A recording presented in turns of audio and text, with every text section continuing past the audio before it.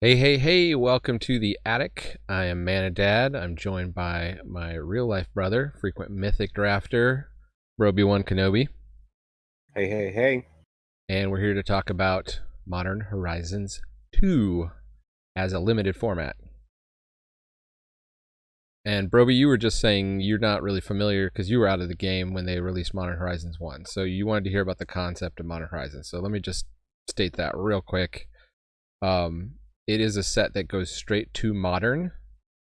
So it's designed to bypass standard. So the power level is at the Modern power level, which is the format that's not quite Legacy or Vintage, but has the oldest cards besides that and Commander. And a lot of the cards are designed for Commander also.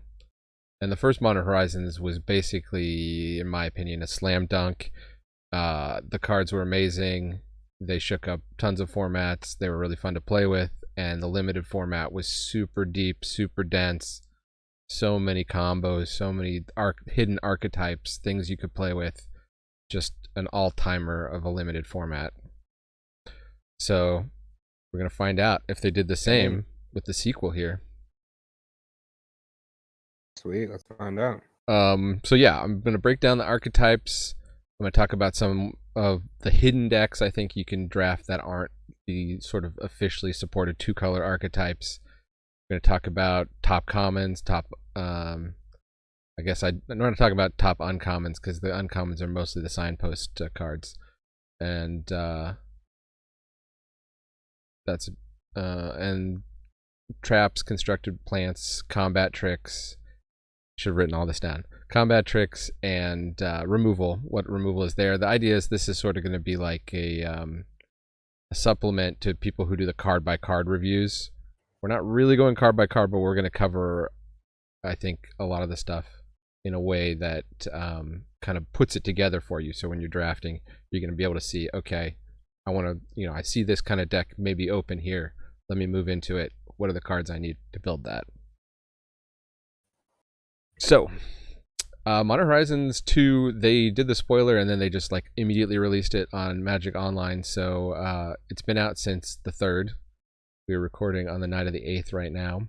Paper is not out till this weekend, so the paper pre-release weekend, so you can play sealed this weekend, is June 11th and 13th.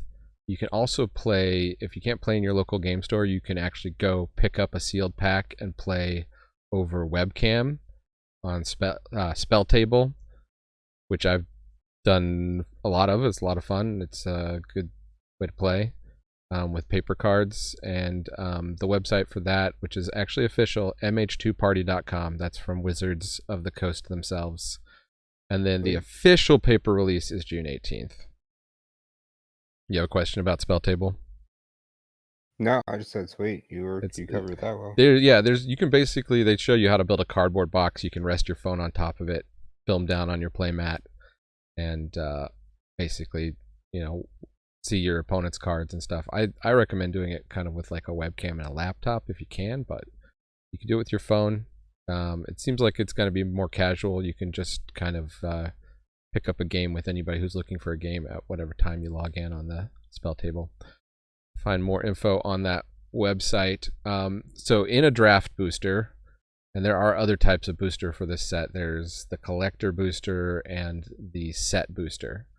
But we're talking about draft boosters here. So in a draft booster, you're going to get one new rare or mythic, and then also one new to modern reprint, which could be uncommon, rare, or mythic. You can get double mythic or double rare packs, and from my experience, you'll get those with some frequency. You're going to get 3 uncommons, and you're going to get 10 commons, with the exception a third of the boosters are going to have a foil of any rarity, replacing one of those common slots. And then you get a token or ad card, which is not drafted. There are no reprints for Modern Horizons 1. People may have seen that in the spoilers, but in the draft boosters, there are no Modern Horizons 1 reprints. That's only a set and collector booster thing. Or I guess collector boosters only, I wrote here. So maybe it's only collector boosters. The other major thing to know is that the exception to that is they reprinted fetch lands, which are these lands you tap, pay 1 life. You search for either a forest or island. In the case of Misty Rainforest, there in the lower left-hand corner. And they have the enemy fetches, so the 5 enemy fetches in the rare slots here. Those are very valuable cards, super useful for playing Modern. You basically have to have them to play Modern, and so they've put them in Modern Horizons 2, and that will be something that you can draft, and you probably will take it if you're trying to build a collection or draft for value. Unless you're really just playing to win and it's out of your colors, you wouldn't take it. And also, just because this set is more expensive, I'm also doing a slide this time that has some of the cards that are more expensive right now. So I just looked online a couple days ago to see what was going for the most money. Ignoble Hierarch, Urza's Saga, Ragavan Nimble Pilferer, this mythic, is going for crazy amounts of money right now. It's a very good card. Chatterfang Squirrel General, people really like, I think, for Commander, although apparently Squirrels is pretty good in Modern too. This Douthie Voidwalker and the card below it, Grief, are really strong cards. Subtlety, Cabal Coffers, Yavimaya Cradle of Growth. Yavimaya Cradle of Growth is a good one to know about, probably because there are lots of times in Limited you're not going to want that card in your deck. I'd say most of the time you're not going to want that card in your deck, but it is a pretty high value card. So just be aware of that if you're going to pass it, that you might be passing on some value. Currently, I'm thinking most card prices are going to go down in the next couple months, just because a lot of boxes are going to get cracked just to get these fetch lands, like Arid Mesa there. But Arid Mesa on this slide stands in for all the fetch lands, are all of value. All right, let's talk about the archetypes. You had a question on that? Well, I was wondering what they were worth. Oh, well, some of these cards are worth 40, 50 bucks right now. I expected it's going to go down. But in the first Modern Horizons, there were cards like Renin 6, which was a mythic planeswalker. And that card is still worth like 80 to 100 bucks. Has been up around 80 to 100 bucks ever since people started playing it, and it was really good. So there you go. Like if some of these cards really hit and they're mythic level, even if a lot of boxes get opened, they're probably going to be pretty insane money value.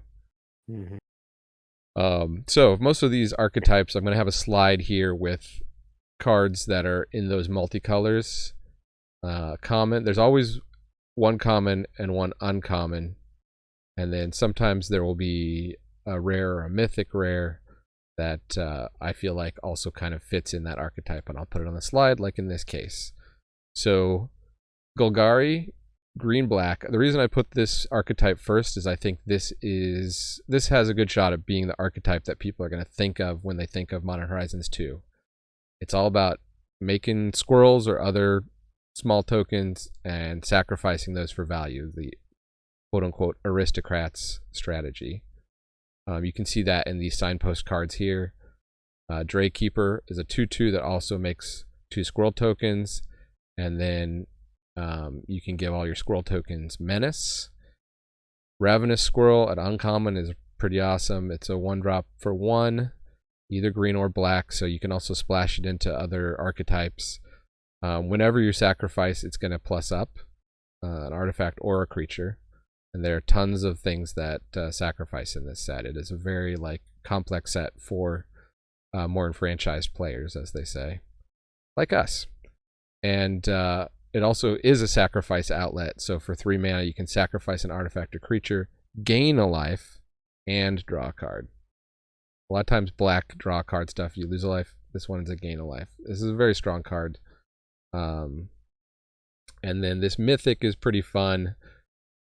This is an example of the kind of crazy cards you're going to find in this set, especially in the mythic level where they can fit a lot of text on here.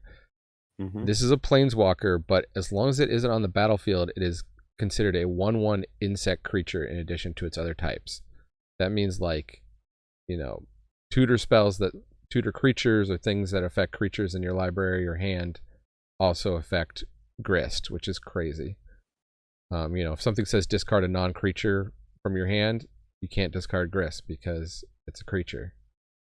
Comes down pluses, makes an insect creature token and mills, and the minus is if You can sack a creature to destroy a creature, which is good. Obviously, you're going to have a lot of these 1/1 squirrels running around, theoretically, or you can sack the 1/1 green insect creature token you made with the plus.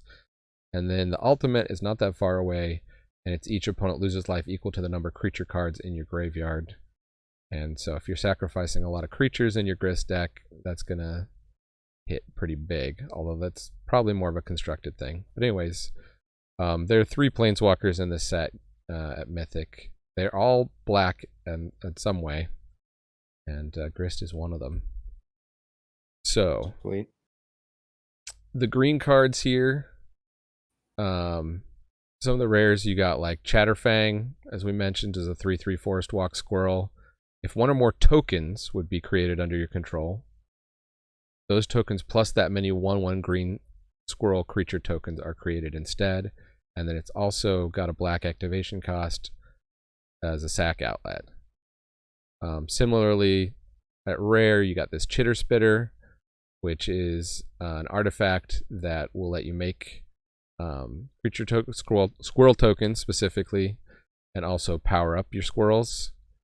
Sylvan Anthem is going to power up your squirrels. Squirrel Mob is a squirrel that gets powered up by squirrels. It's a mob.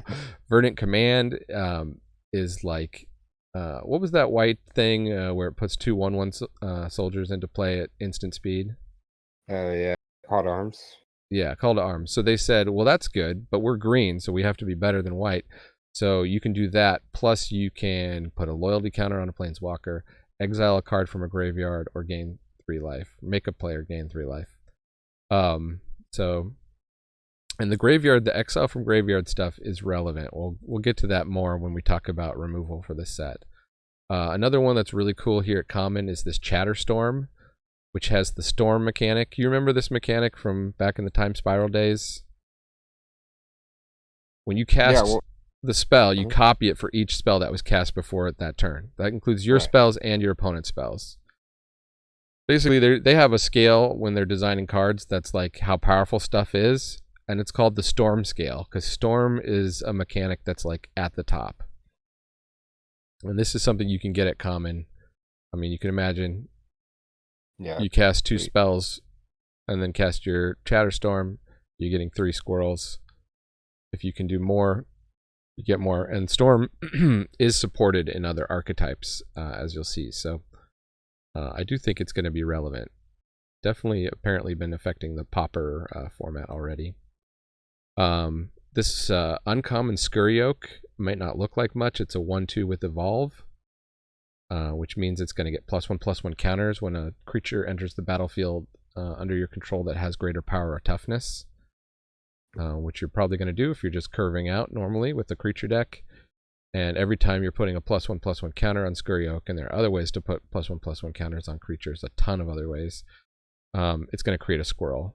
And from what I've seen of, I haven't played against this card yet, but from what I've seen in other videos people put out from drafts, this card is just rock solid to great.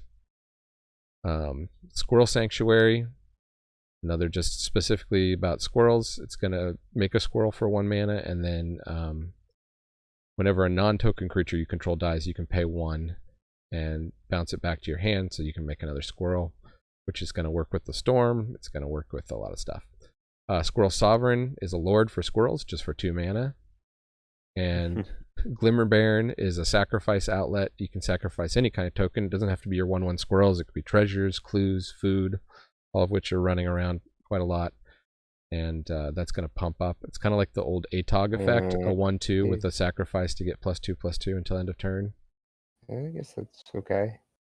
And it's then, not a squirrel, though. Not a squirrel, but again, this is like you'll see in black here, there's a couple things that make squirrels. You got Underworld Hermit makes squirrels equal to your Devotion to Black, and Nested Shambler makes squirrels when it dies. But like you also want to think about things that make other tokens or other sacrifice outlets. So Braids, they've printed into Modern here. You see these cards that kind of have the little watermark thing behind the text. Those are cards that are old cards, but they're new to Modern. So those will be in the new to Modern slot. So Braids, for example, is one of those. Bone Shredder is another one of those. Braids, just you're going to be sacrificing small tokens. Your opponents are going to be hopefully sacrificing stuff that's more valuable, so you're going to get value out of Braids that way. You got Magus of the Bridge, which is a callback to a card that got banned called, I believe, Bridge from Below. But anyways, it makes a bunch of 2/2 black zombie tokens. You got this Bone Shredder, which is a 1/1 flyer. It's got Echo, so you're going to have to sacrifice it the next turn if you don't pay its casting cost again. But that's okay, because when it comes in, it destroys, basically has a terror effect, destroy a target non-artifact, non-black creature. And if you have a sacrifice outlet yourself, you can just sacrifice it for value rather than pay that cost again. Or you can pay it if you want a 1/1 flyer, which is a good chump blocker. We got Leonin Vanguard, which is another sacrifice outlet. And Vermin Gorger is actually a pretty decent sacrifice outlet when I played with it. Bone Shards is a fantastic sacrifice a creature to destroy a creature. And Loathsome Curator, another sacrifice, comes in, has this exploit mechanic, which is when it enters the battlefield, you may sacrifice a creature. And if you do, it's going to destroy a creature you don't control with mana value 3 or less. And it's a 5/4 menace for 5 baseline. So even if you don't want to sacrifice one of your little squirrel tokens, Loathsome Curator is pretty decent. Let's talk about Orzhov Reanimator. The one draft I've done so far in this format, I did with this archetype. I won't say that I know and fully understand this archetype, but I have a little more experience with this. This is a pretty cool one you don't really see in Limited. The black-white Reanimator. Signposts here are a 2/2 flyer lifelink, Breathless Night, and when it enters the battlefield, if it or any other creature ever enters the battlefield from a graveyard, it gets a +1/+1 counter. 2/2 lifelink for 3 is already baseline pretty good, and you should be able to get a couple counters on it over the course of a game if your opponent doesn't remove it. Flying lifelink. Yeah, the cards are powerful in this set for sure. Yeah. That's a common. The uncommon, and it was good when I played it. I had one of those in my deck. It was rock solid. Graceful, and you can watch the video on my channel. Maybe I'll put up a link. Graceful Restoration here is going to return a creature from your graveyard to the battlefield, or return 2 creature cards with power 2 or less. So whether you got a big beater in your graveyard or you got a couple small value creatures, obviously that works nicely with the Breathless Night there, because if you can bring back 2 small creatures, you're going to plus the Breathless Night too and then be able to get in. At rare, you got this Priest of Fell Rites, which is tap, pay 3 life. It sacrifices, so it's going to go to the graveyard to bring, basically reanimate something from the graveyard. And then it has Unearth, so any kind of creatures that come back from the graveyard, like with the Unearth mechanic, are going to be good here. And it returns from the graveyard with haste, and then you have to exile it. But you can reanimate 2 things with it. It's got good value. For white, I like Scour the Desert here. So you're going to try to look for things that discard or sacrifice to put creatures in your graveyard, and things that bring them back, right? And then Scour the Desert is another way you can kind of play this, which is if you can get a big creature in your graveyard, you can exile it from your graveyard and make a bunch of 1/1 bird tokens. Something like Arcbound Javelineer. You can keep bringing it back for value, like with Abiding Grace over here. At the beginning of your end step, choose 1, either gain a life or, relevant to this deck, return target creature card with mana value 1 from your graveyard to the battlefield. So if you get an Abiding Grace, your 1-drops can just keep recurring.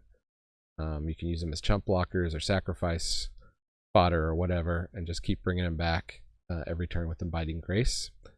Got a reprint in Karmic Guide here, which has a lot of infinite combos, famously for Commander.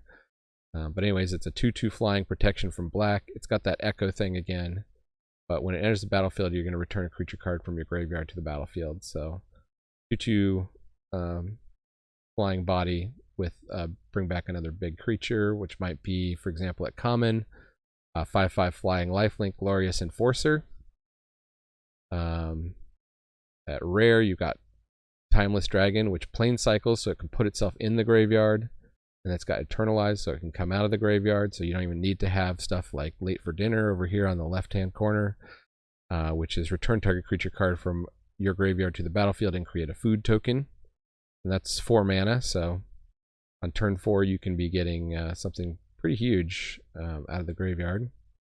Some other stuff I put on here, like Skyblade's Boon, is if you're doing like self-mill or anything like that, or discard, Skyblade's Boon is something that you can bring back from the graveyard to your hand. Disciple of the Sun is a little bit of a value common here. It's a 3/3 lifelink that also returns a small permanent from your graveyard to your hand. You got this Fairgrounds Patrol, which is a 2/1 that exiles from your graveyard, so if you mill it or discard it, you can still get value out of it in the graveyard to make a 1/1 colorless Thopter creature token. What do you think of the Reanimator archetype? Not necessarily your playstyle. No, it's not. It's something I would be looking for, but I do think it's pretty well supported, and it was pretty fun to play. I think it's going to be kind of like some of these other things like Madness, which we saw again in Time Spiral Remastered, where you really need to like get the enabler and the payoff. So like you need to get something that puts your Glorious Enforcer into the graveyard. You need to get something like Late to Dinner that brings it out of the graveyard. So the decks can be swingy that way, but like when it works well, and there is a lot of support for it. Oh yeah, and we got black. I didn't even talk about the black side of this. yeah, not done. So 3/1 flyer here with a discard outlet. So this is like, black is going to give you more ways to put stuff in the graveyard. Sure. Young Necromancer is going to be a way to return a creature card from your graveyard to the battlefield. You're going to need to stock your graveyard a little bit to pull it off there. Patriarch's Bidding is gonna, you could potentially reanimate a bunch of different creatures if you do some kind of build around with it. It's gonna be hard.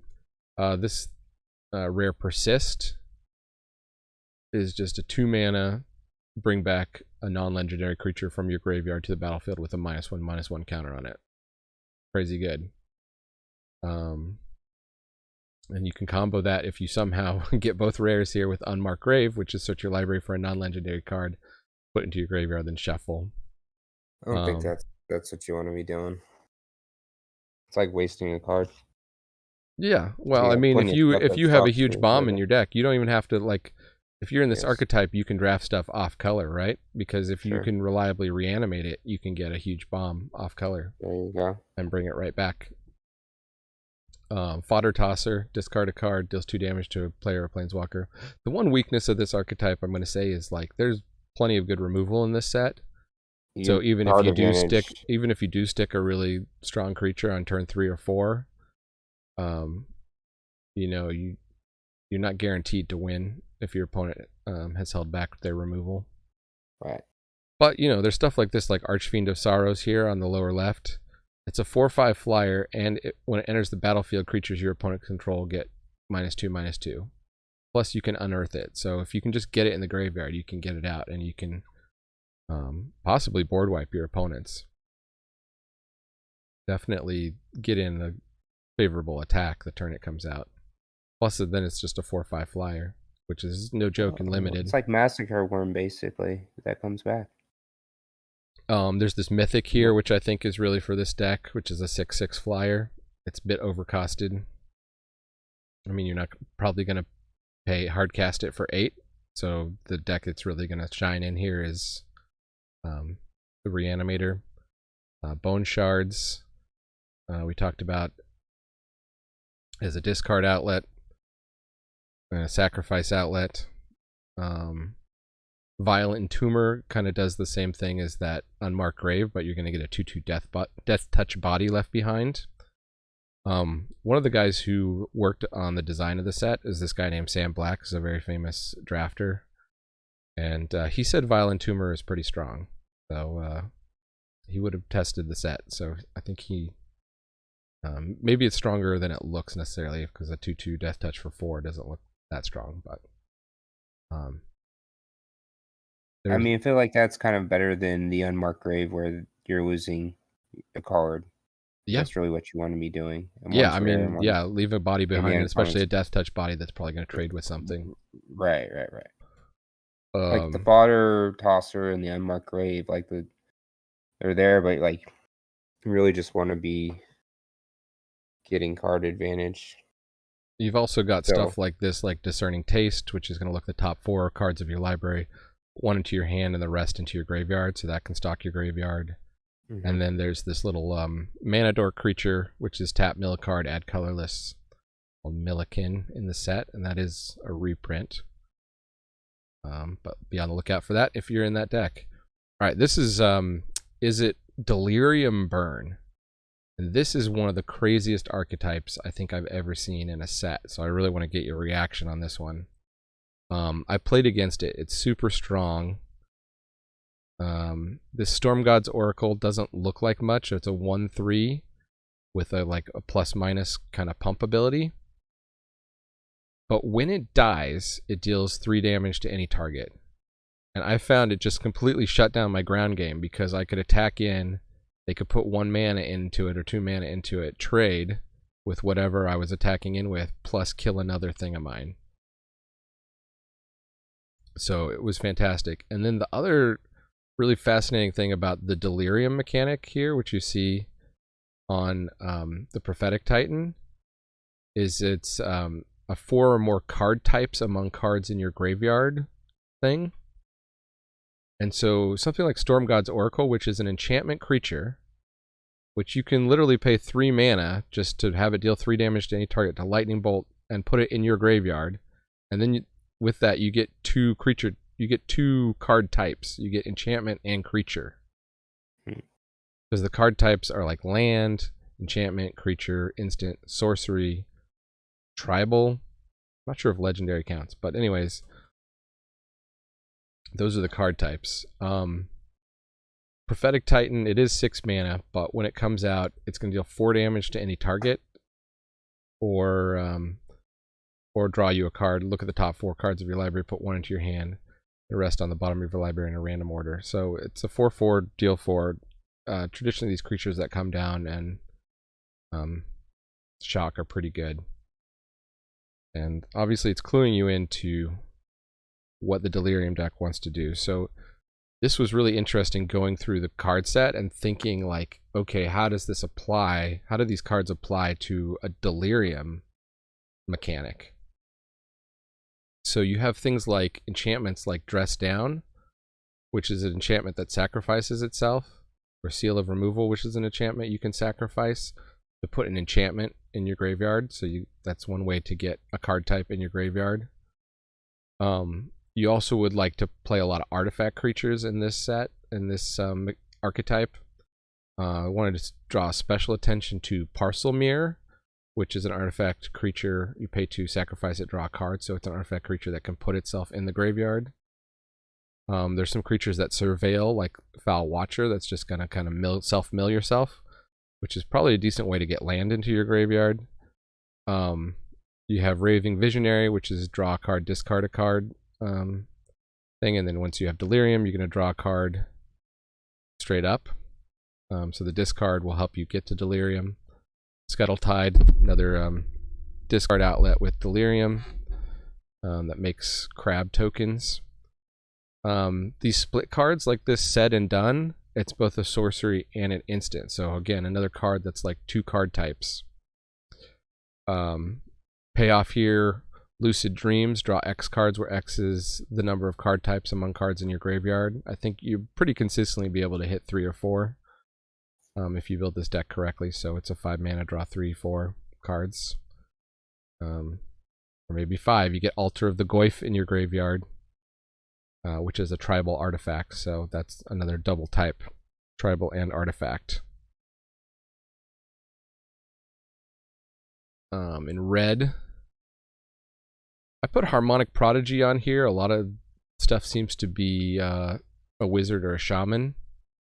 and delirium stuff might trigger things. So, for example, the Dragon's Rage Channeler, which has a trigger when you cast a non-creature spell, Surveil 1, and then it's going to pop up and become a 3/3 flyer that has to attack every combat once you hit delirium. So that's pretty aggro. You got the Bloodbraid Marauder, which gets Cascade if you have delirium. It's not super relevant to this deck, but I think it's relevant to a hidden deck, which I'll talk about later. Unholy Heat, I think you'll like this card. It's basically a shock, can't go face, but if you get delirium, it does 6 instead of 2. For 1 mana? 1 mana. Nice. Gouge Zealot as a 4/3 reach, so this is the sneaky reacher of the set here.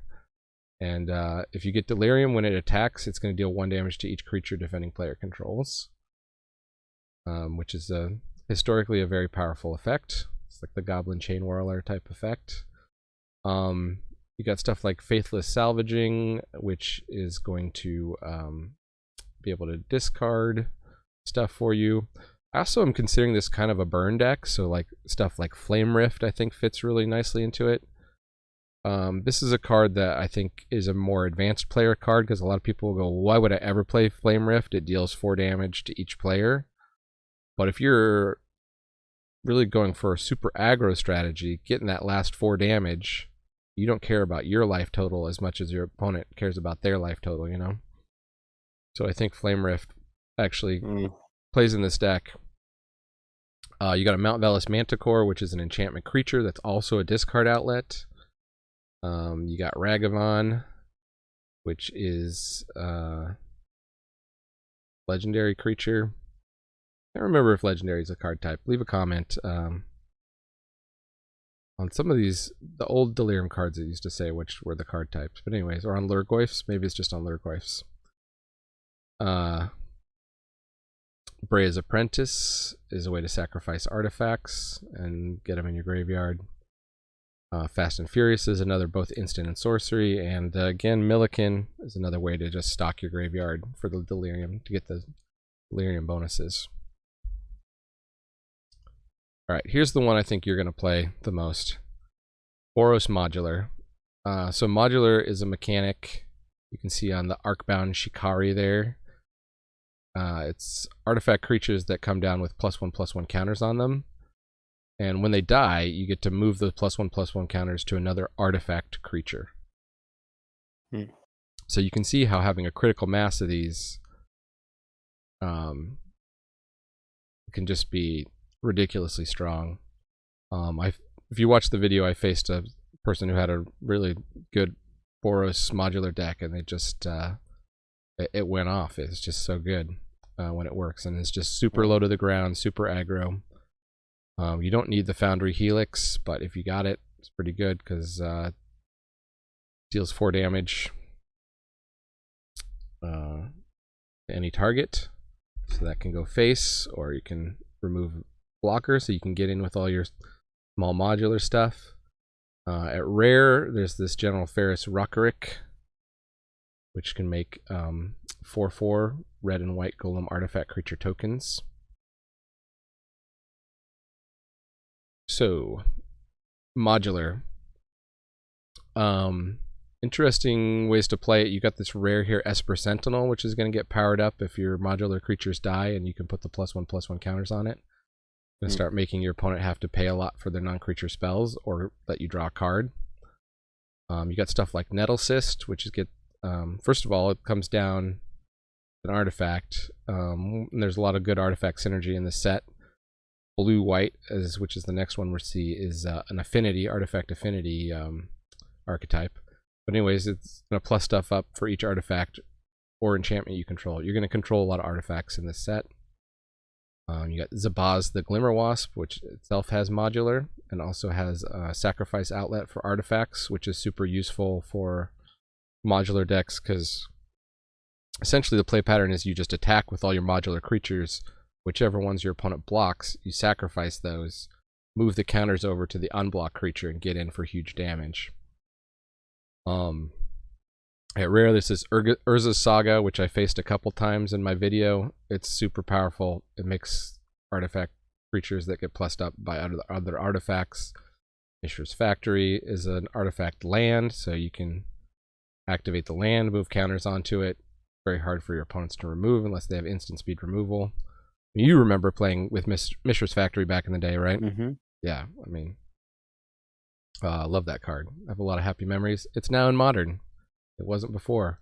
There's also a land with modular, which is a bit weird. I guess maybe you're supposed to use that red-white common sacrifice thing to sacrifice the land to move the counter over.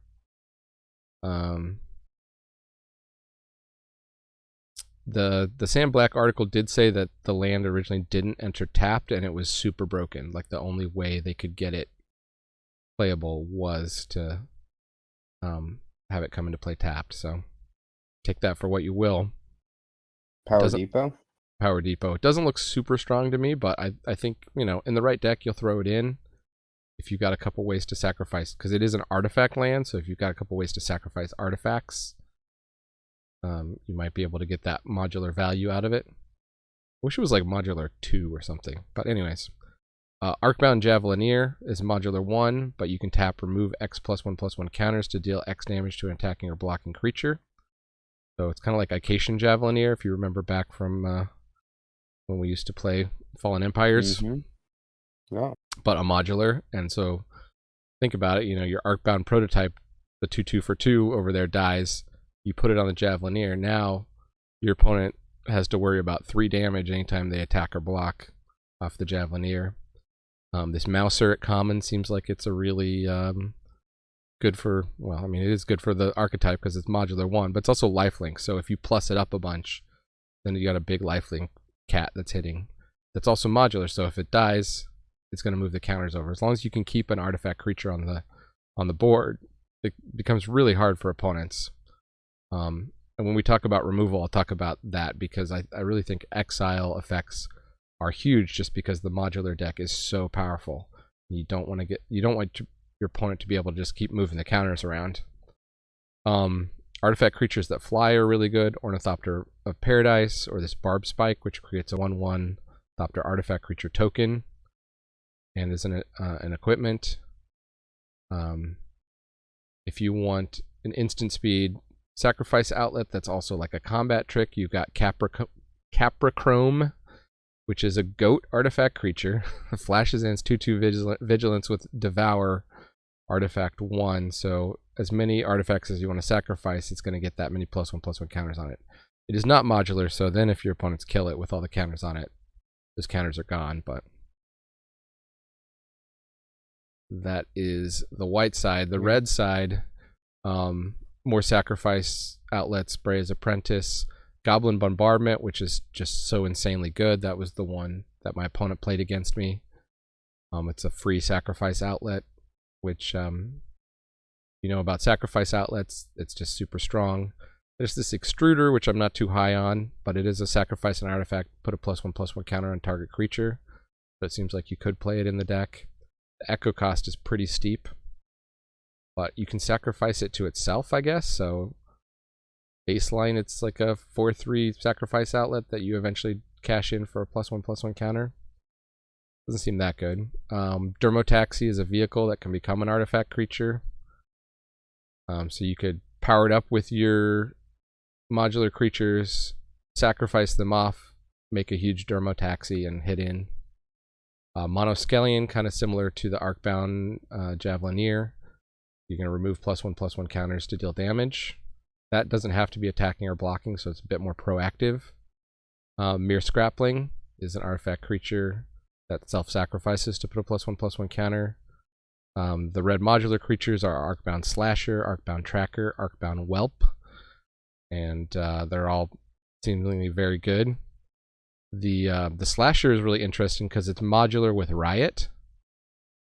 And if you remember the Riot mechanic, you get your choice of +1/+1, an additional +1/+1 counter, or haste. So it's either a 5-mana 4/4 haste, which can be good in some situations, or it's a 5/5 with 5 counters in modular is pretty good. So even if your opponents kill it, 5 counters are moving over. and I definitely had opponent play it against me, and it was good. I like the Whelp too, even though it's a 2/2 flyer that it does pump for 4, which is a little bit below rate maybe. The fact that it's a flyer is pretty good, and the Arcbound Tracker having Menace, just having the evasive creatures. It's the old Dragon Whelp, but modular. Slag Strider has affinity for artifacts. It's also an artifact sacrifice outlet. This Lightning Spear is pretty good. Just pop it on your modular creatures to give trample, and you can also just sacrifice it to deal damage. It equips very cheaply, so it's a 2-mana equipment, equips for 1. Which is the kind of equipment you like, I know. And then also threw Battle Plan on here, because I do think this is an aggro deck. This is a bit overcosted enchantment, but it has basic land cycling. You can throw that in there. So also artifacts are huge in this set. You've got in Jeskai, really they're centered really in Jeskai, the white, red, and blue. So on the white-blue side, we've got Chrome Courier, and I've kind of called it Affinity Flyers because it's white-blue, but then a lot of them have flying too. So I think a lot of your strategy is going to be around just getting a critical mass of artifacts and casting flyers and getting in that way. So you got a 1/1 flyer that essentially draws you a card and maybe even gains you life, which is traditionally pretty strong. You got this 4/4 flyer that has Cascade, so it's again like a 4/4 that casts another spell, and pretty easy to get a critical mass of artifacts. So you're not paying 9 mana for this. In white rare, we've got this enchantment that's whenever a creature attacks you, investigate, which means you create a clue artifact creature token. You can imagine your opponent's just going to be attacking you over the course of the game. You're going to make a ton of artifacts, which is going to power up all the affinity stuff. We've got Nettle Cyst again is very good in this deck. Barb Spike again is very good in this deck. Mishra's Factory is good in this deck. Thraben Watcher I put in more for the flying strategy. Lens Flare is really good removal spell that gets more powered up by this deck. I can see this being 1 mana most of the time in the white-blue deck here. Marble Gargoyle, which is an artifact creature that flies. Liquid Metal Torque, which is a 2 mana mana rock, but it can also tap to make things artifacts until end of turn. So you can kind of power up your affinity by 1 with that also, and play off any artifacts energies you might have. Your modular creature dies and you want to put your counters on a non-artifact creature. You can move them over that way. Ornithopter of Paradise is good in this deck. Blacksmith skill has this extra clause: if it's an artifact creature, it gets +2/+2 until end of turn. You can imagine that's relevant in this in the Boros modular deck. Arcbound Mouser. In blue, I just got totally wrecked by opponents playing Wonder because there's so many discard outlets in this set. So it's really easy to get Wonder in your graveyard and just give your whole board flying. There's this kind of build around rare here, Rise and Shine, that might put you into the deck, as you can animate all your clues and food tokens and treasure tokens to become 4/4s if you overload it. So it's kind of like what was that? Like there was a green enchantment that turned all your artifacts into creatures back in the day. Liege? It was like Titania's Song, I think it was called. And then they did it. They did it in blue later as this card called March of the Machines. So that this effect is kind of now in blue. But anyways, that was like a really awesome win condition because you would just lay down all these artifacts. Your opponent wouldn't think anything about them. They were just there, maybe getting you some value. Yeah, I remember it. And then you would slam that, and you would just hit people with your Jame Day Tome for 4 out of nowhere. Happy nostalgic memories. Thought Monitor is an affinity for artifacts rare that comes in, draws you 2 cards, which is pretty stupidly good. And again, it's very easy in these decks to get a ton of artifacts on the board. If you're facing an opponent that's in the blue-white, like, think about ways you can kind of trade off, make them remove their artifacts. There's spells like Sweep the Skies, which makes a bunch of 1/1 stop to artifact creature tokens. There's Steelfin Whale, which has affinity for artifacts, and then tap stuff down when artifacts enter the battlefield. So it's sort of like a double payoff. Unburdened Aerialist is a flyer that also makes an artifact when it enters. Ethereum Spinner is going to make you a bunch of 1/1 flying artifacts over the course of a game if it's just left unchecked. Filigree Attendant is another flyer that's an artifact that's also powered up by artifacts. And then Vidalcan Infiltrator has Metalcraft, which is if you control 3 or more artifacts, it's going to be a 2/3, and it's an unblockable creature, so pretty good. Pretty good one to hit with the liquid metal coating and then put all your modular tokens on and get in unblockable. You want more complicated combos. This is another really weird one. Dimir is discard value. So it's different than the Madness deck in the sense that just like you're getting value for discarding, not trying to like Madness stuff in. I don't know. Here's what your signposts are telling you. The hottest ploy is an instant. Draw 2 cards, then discard a card. You gain life equal to the number of cards you've discarded this turn. So if you have a big turn where you discard a ton of cards, you can gain a bunch of life. Plus it's got Jumpstart, which you can activate by discarding a card. So it's like, hey, you like discard? We brought you some discard to go with your discard. And on the creature side, you got this Lazotep Chancellor, which is a pretty cool callback to War of the Spark here. The 1/3 zombie wizard. Whenever you discard a card, you can pay 1, and if you do, amass 2. So you can start building up a big zombie token with it. For this, we've got stuff like Scuttletide, which is going to let you discard a card to create tokens. Ghostlit Drifter, which self-discards to give stuff flying. Lucid Dreams also works in this deck, right? Because you're going to be discarding a lot. So you're going to get a lot of card types in your graveyard. Also, you want to be drawing a lot of cards, right? If you're discarding a lot of cards, I think draw spells get a lot better in this deck. There's Mystic Redaction, which is mill discard enabler. Got Said and Done, which is going to let you bring stuff back from your graveyard if you need it later on the said side. Raving Visionary is draw and discard. You'll see there's a lot of overlap with the other archetypes we've already seen. Wonder, you'd rather have in your graveyard than on the battlefield a lot of the time. Aeromoeba is a 2/4 flying discard outlet, which is quite good. Free discard outlet.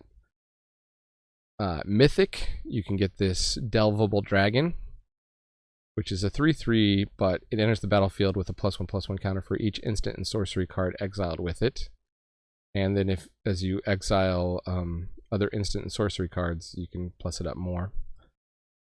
And Recalibrate, which is a bounce spell, but if you discard it, you also get to draw a card. In black, more discard outlets. Necromancer's Familiar. There's a payoff here with Feast of Sanity, which looks overcosted to me, but I'm guessing that it's actually fairly powerful in this archetype. You've done some decks with these kind of like 4-mana enchantments that ping people down. That's kind of like a strategy. That's not the same. I mean, like, I guess this could get really going in the discard deck, but if you got enough mana in the late game, it seems low power level for this one. Yeah, I think it seems low power personally, but I'm sure somebody's going to destroy me with it, and I'll go, oh, that's how you use it. Like this clattering augur, you can discard and then bring it back from your graveyard to your hand, so you can just kind of cycle it for 6 mana in the late game. That kind of skeleton effect, but for discard, which is cool. Bone Shards is also triggered by discard, so that's something to keep in mind. Also, things that cycle. So this is basic land cycling. This is a removal spell. You're probably not going to cycle it that much unless you really need the land or the discard trigger, but cycling is considered a discard trigger, so that's something to keep in mind. as you're looking through the set. Another low, common payoff here is the Gilt Blade Prowler, which you can pay 1 mana and 1 life to draw a card, but you can activate only if you've discarded. Cabal Initiate is a free discard outlet that gets bigger when you got a big graveyard. Hell Mongrel, which is just a horrific picture here. It's a Madness card, so Madness works in this deck also. And you remember Madness. I guess I'll say for people who don't. If you discard a card with Madness, you can play it for the Madness cost. So it's like kind of a way to not really discard it, but play it, usually for cheaper than the regular cost. And so there's that. There's Kitchen Imp. We'll see more Madness stuff when we look at the black-red. And there's this Fodder Tosser, which I think is a bit overcosted, but it is another free discard outlet, although you can only do it once, so it's not repeatable discard. Hell Mongrel, like if you get your opponent down low enough and you get through on an attack, you could just discard your hand and hit for 9. They discard 5 cards out of your hand. Boom. But here's the red-black Madness. We've got Terminal Agony at common. So Madness for a red and a black, destroy target creature. At uncommon, you got a 3/3 for 2 with haste. The echo cost is you have to discard a card, which is not really a cost if you are going to Madness it anyway. And then at rare, they've got a reprint into Modern of Chainer Nightmare Adept, which is a popular commander that has a discard outlet on it. And whenever a non-token creature enters the battlefield under your control, if you didn't cast it from your hand, so Madness counts as not casting it from your hand, it gains haste. We got Necromancer's Familiar, which has Hellbent, which is an old mechanic from the old Ravnica sets, which also had Madness. So it's, payoff if you can just empty your hand. Tragic Fall similarly has Hellbent. Clattering Augur, we talked about the play pattern with that. Good one to discard because you can bring it back. Discerning Taste, gonna fill your graveyard. Feast of Sanity, we talked about. The Prowler, the Bone Shards, the Cabal Initiate, the Mongrel, the Imp. People like Madness. If you didn't get enough in Time Spiral Remastered, they got brought it back for more here.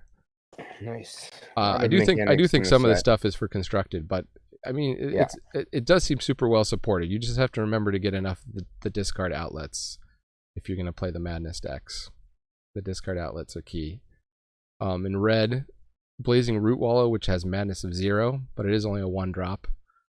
The earliest you can trigger that, as far as I can tell, and limited here, is Underworld Cookbook, which is a 1-drop. You can immediately tap, discard a card, create a food token, so you can play your Underworld Cookbook, tap it, get your Root Wallow down for 0. Even if you don't have red mana. You got this Revolutionist, maybe for a more value control deck, which is a 3/3 Madness that brings back an instant or sorcery from your graveyard. Scophos Reaver, which is a 4/3 for 3. Attacks is a 4/3 for 3, and it Madnesses in for 2, which is pretty aggro. Faithless Salvaging is another cheap way to discard a card, draw a card, and then it rebounds, so you get to do it again. So it's like a double discard trigger. And the second time is free. Similarly, on Fast and Furious, the fast side is a discard a card, draw 2 cards. Mount Velis Manicore we talked about as a repeated optional discard outlet on your combat step. Shino Lashclaw is a tap discard outlet. Diamond Lion is a tap, you have to sacrifice it, discard, but it's going to add mana. So you can imagine stuff that Madness is for, 3 or more. Diamond Lion can help that stuff come out. Fodder Tosser is a discard outlet. Patchwork Gnomes is a free discard outlet. I believe you can regenerate anytime. Doesn't matter if lethal damage is coming toward the creature. In the regenerate rules. Some of those cards, like Diamond Lion, and I don't know, man. Diamond Lion is a reference to Lion's Eye Diamond, which is a super valuable, you know, restricted Is that card good? reserve list card. Discard your hand. Sacrifice. It's a super drawback, but if you it's more powerful and constructed. Sure. But this is the deck. This is the deck for it. You'll probably see Diamond Lions late in the draft, right? So you get a 2/2 for 2. You don't have to ever activate it.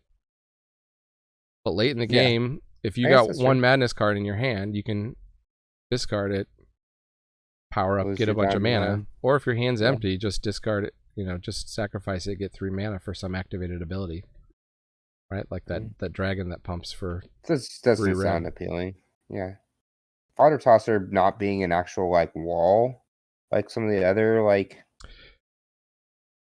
you know, it's just an artifact. It just seems that seems not. I mean, it's.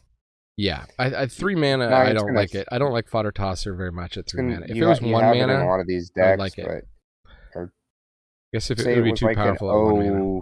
03 or an 04 wall, it would be more acceptable. Sam Black was saying in his article that the Underworld Cookbook is very good. A 1 mana tap discard. I'm assuming that card is good, yeah. And then it has that other ability later in the game where you can bring a creature back from your graveyard to your hand. Yeah, it's going to fit a lot more decks. But, you know, in a pinch, you throw Fodder Tosser in there. I can see if you can stall out the game, if you build more of a controlling deck here with a lot of those common removal spells, that madness, then you flood out later in the game, whatever, you don't need the lands, you're just discarding it. Every time you get a land, it's a 2 mana, it's a shock, basically. All your lands become shocks, which is a good effect. Here's one that all the Timmies are going to love out there. Selesnya is all about +1/+1 counters. As far as I can tell, +1/+1 counters is like the most supported archetype in this set. It's ridiculously supported. And the 2 signpost cards are pretty darn good. I saw a video where somebody was trying to play against Arcus Acolyte, and it was just giving all your creatures Outlast is good because there's so many payoffs for +1/+1 counters, as you'll see. Plus, it's just a 2/2 reach lifelink with Outlast, which is a mechanic that lets you tap creatures as a sorcery to put a +1/+1 counter on them. This removal spell, Captured by the Gax, it's like a removal spell plus you're getting to put +1/+1 counters on up to 2 creatures, which is just a solid kind of like 2 cards worth of value for 1. You got rares like Eve, Progenitor Ooze, which is going to create oozes with +1/+1 counters if you can manage to store them off with it. I think that's another one that's going to go around late in the draft because of that casting cost. Maybe a bit more of a commander card, but I do think if you're willing to build around it, it's fairly powerful. Chitter Spitter. The other thing is, like, I'm considering Selesnya not just +1/+1 counters, but counters overall, because there's a couple ways to proliferate. So your Chitter Spitter, if you can get an Acorn counter on it, you can start getting your squirrels massive with all the proliferate effects. Herd Baloth. Whenever 1 or more +1/+1 counters are put on it, you get a 4/4 green beast creature token.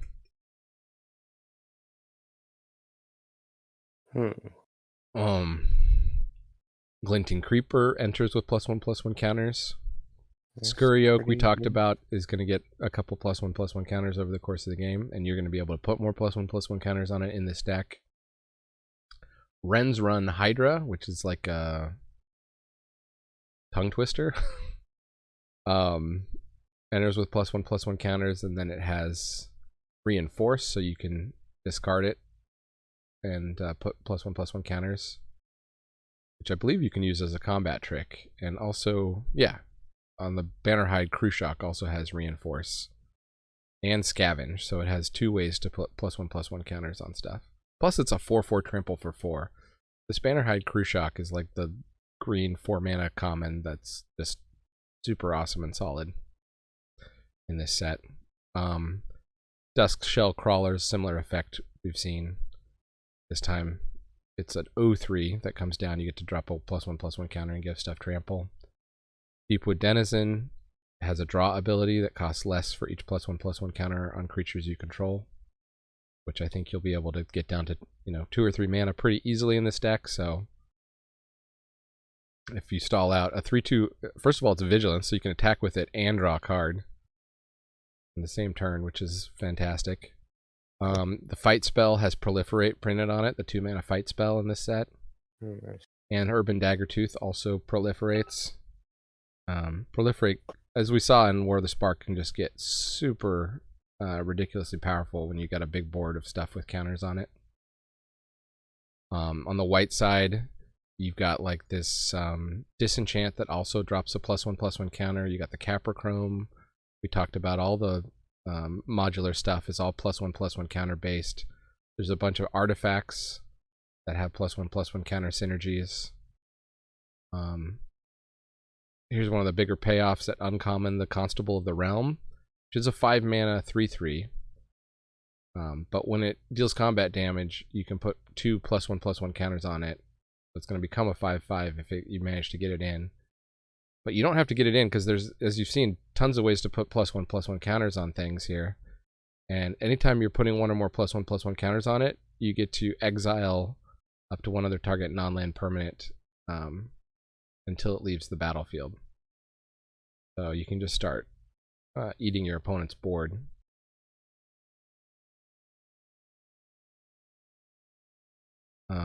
What else? Much to say. Knight in Mirror is a fantastic little artifact creature. It's a 2/2 that you can turn into a 3/3 double strike. So +1/+1 counter synergies.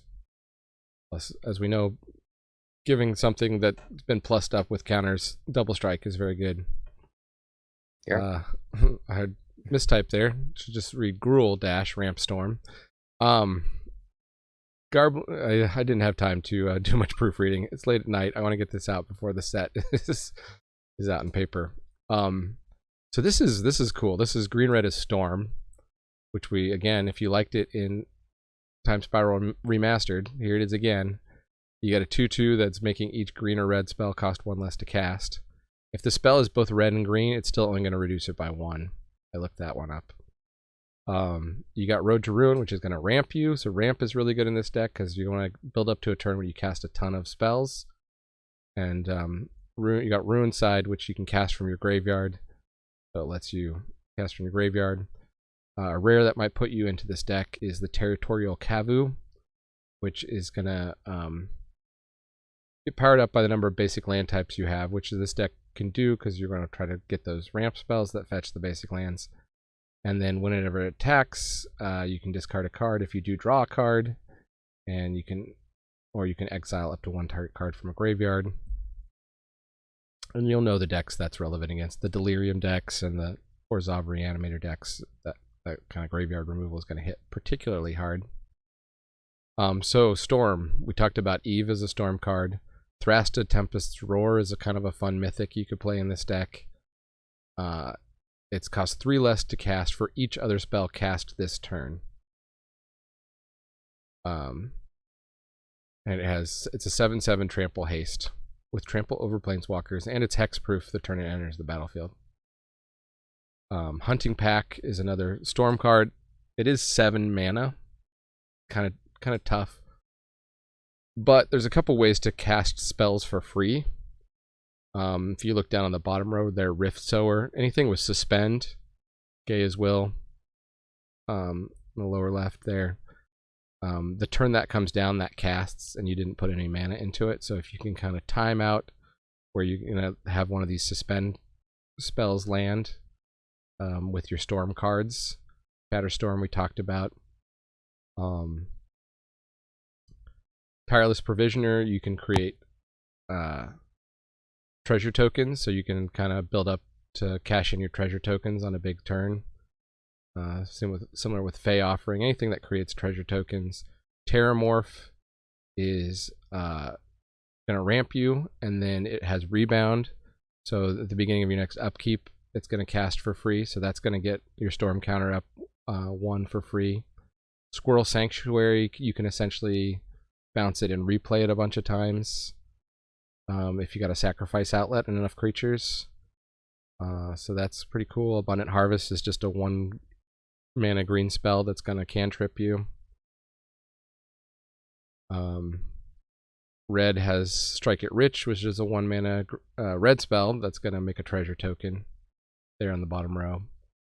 Free spells, you've got Mind Collapse, which on your turn you can sacrifice a mountain rather than pay its mana cost, so that's going to up your storm count. Mog Salvage, which is an old card, but you can cast it without paying its mana cost if you're up against the right opponent, and it does destroy target artifact. Spreading Insurrection. This is a card I thought you might be interested in. Gain control of target creature you don't control until end of turn. Untap that creature. It gains haste until end of turn. Storm. Yeah. The traditional sack outlet. threaten effect. So you can imagine if you can get 3 or 4 copies of this, you can steal your opponent's board or all the creatures that matter and get in a huge attack. So I do think it will be a payoff for this deck, and I don't think a lot of other decks are going to want it, so you'll be able to pick it up pretty late in the draft. Right.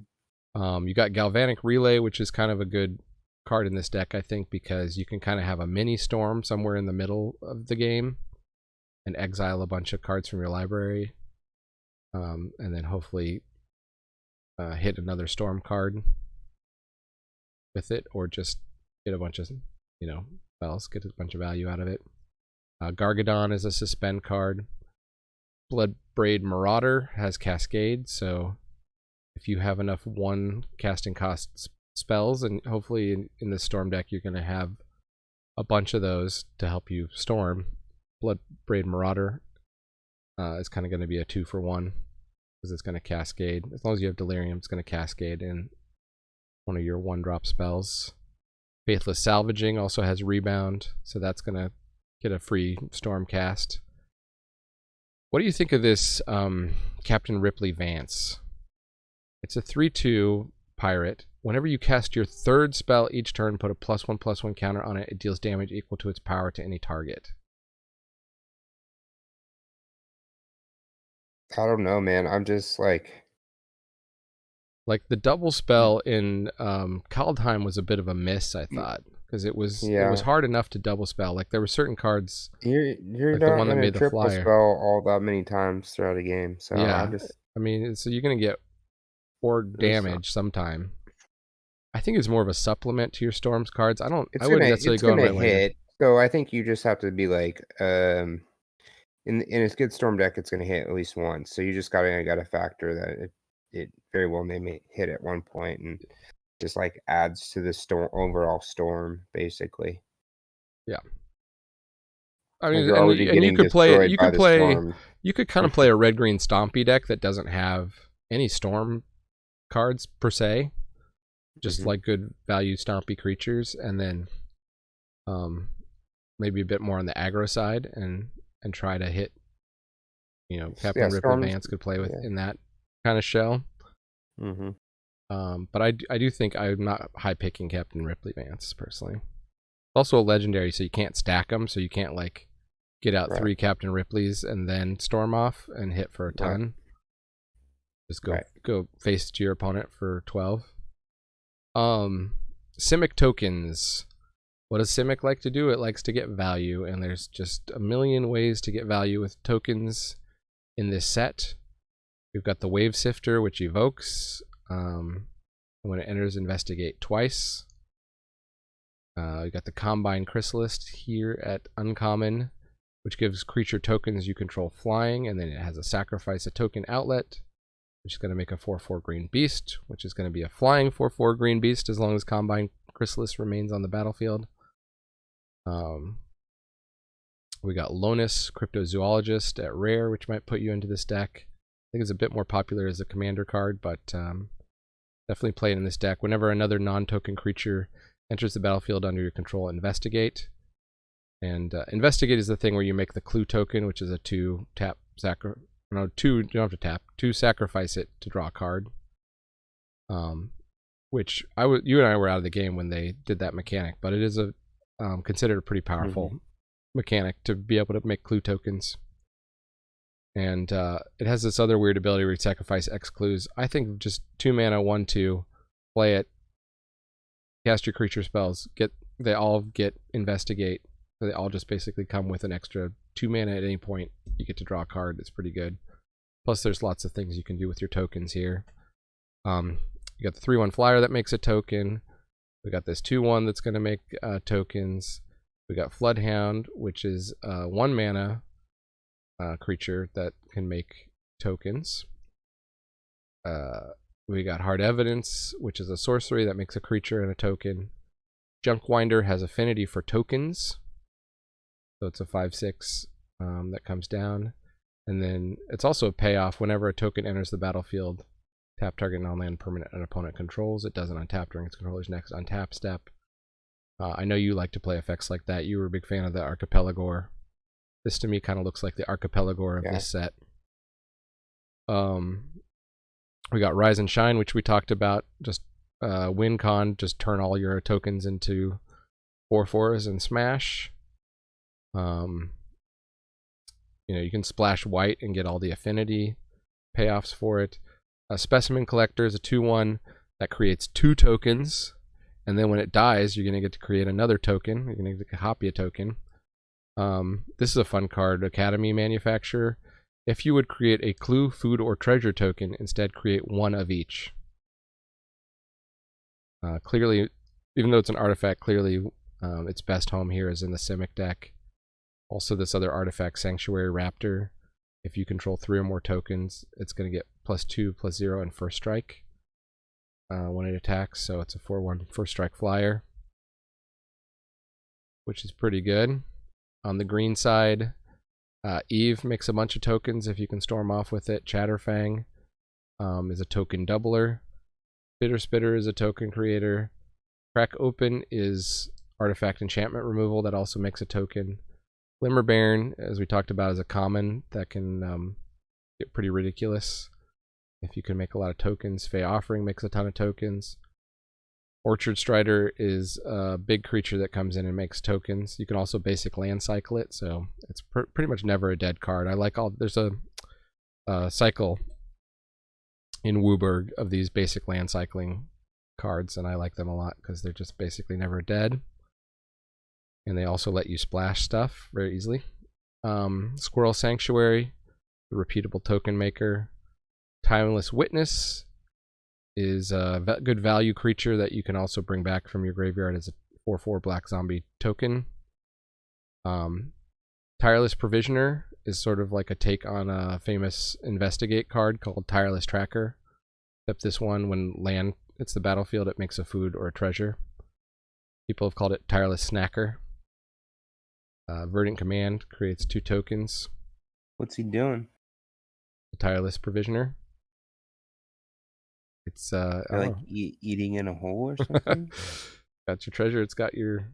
I think it's it's like a Dungeons and Dragons kind of. Oh, it's like down there like a Sama. That's right. More like Saddam in his hidey hole. Oh yeah, that's what I meant. Saddam was hiding in the hole. So officially supported archetype in this set. It's not like a backdoor 5-color good stuff. It's officially supported in this set is what they're calling 5-color converge. So you can see there's a cycle of these converge spells and creatures here. White, blue, black, red, and green. They're all pretty decent, but they get powered up by the more colors you can put into them. There's also stuff like the Scion of Draco, which costs 2 less to cast for each basic land type among lands you control.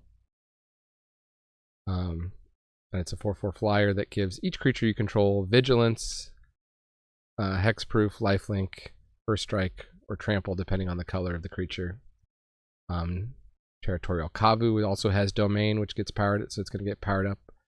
You can get lots of different kinds of lands on the battlefield. The stuff I've seen with these cards that have Domain, they're actually quite powerful. General Ferris Ruckerick will be pretty good. The other thing about this deck is you're gonna all those signpost commons and uncommons that we looked at that are dual color. Like you can just start snagging those if you're in this deck, and they're all very good cards.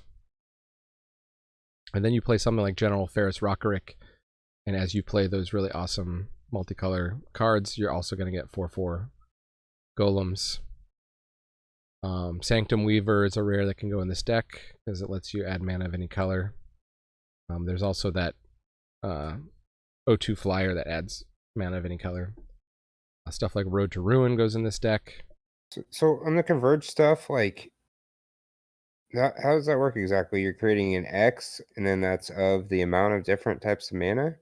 Right, so Prismatic Ending, you pay 1 white, and you don't pay anything into X. It's going to exile a non-land permanent if its mana value is less than or equal to the number of colors of mana spent to cast this spell. So for 1 white, you can hit something that's 1 or 0. In a 2-color deck, it's going to hit something pretty easily that's 2, 1, or 0 for 2 mana. As you'll see, there's really good fixing. What about Sweep the Skies? Like, how does that work? It's not an X. So Sweep the Skies I don't like as much just because of the double blue. Right.